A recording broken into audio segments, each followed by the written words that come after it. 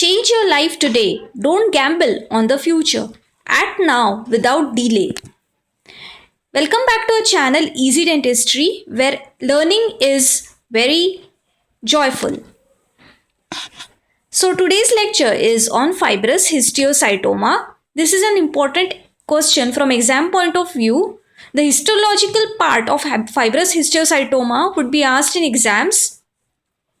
But before we begin, please subscribe to our channel, and also most important, don't forget to share these lectures with your friends. So, fibrous histiocytoma is a benign tumor and it has both fibroblastic as well as histiocytic differentiation.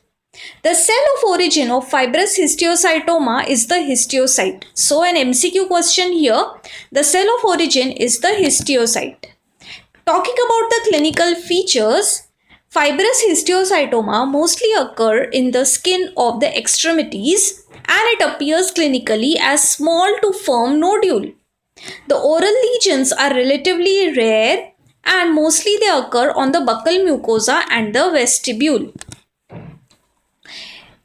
The age of occurrence is mostly in the middle age or in the older adults. It appears as a painless submucosal nodule of few centimeter in size. So here you can see on the lower labial mucosa the lesion of fibrous histiocytoma. Now the histologic features, as I've already told, it is very important. So watch this part of the lecture very carefully.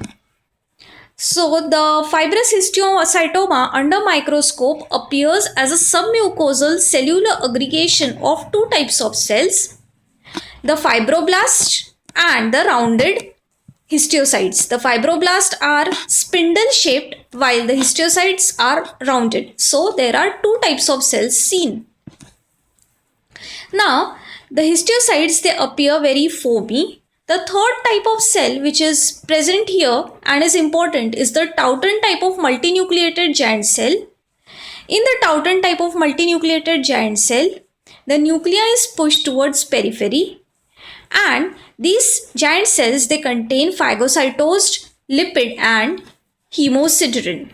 So this is a picture of the Taunton type of multinucleated giant cell in which the nuclei you can see are pushed towards the periphery and the cytoplasm contains of engulfed lipid and hemosiderin. Now the background is made up of dense collagen and increased amount of blood vessels. Another important feature of fibrous histiocytoma is the presence of interlacing fascicles from a central nidus and intersecting with the cells of the adjacent aggregates. This is also called as the storyform pattern or the crisscross pattern. So this is an MCQ question, the storyform pattern of the cell. So what is this storyform pattern? So this is one central nidus, this is another central nidus. Fascicles of cells arise from these central nidus and these fascicles, they intersect with each other, giving a crisscross pattern of cells.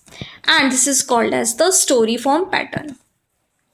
Now what is the Grenz zone? The Grenz zone is a well demarcated zone between the lesion and the overlying mucosa. So here you can see this is the overlying mucosa and this is the lesion. So the demarcated zone between the overlying mucosa and the lesion is the Grenz zone. Now the overlying mucosa shows acanthosis, elongated retipex. The connective tissue may contain chronic inflammatory cell infiltrate and dense stroma with occasional calcification. Now the treatment of fibrous histiocytoma is wide surgical excision.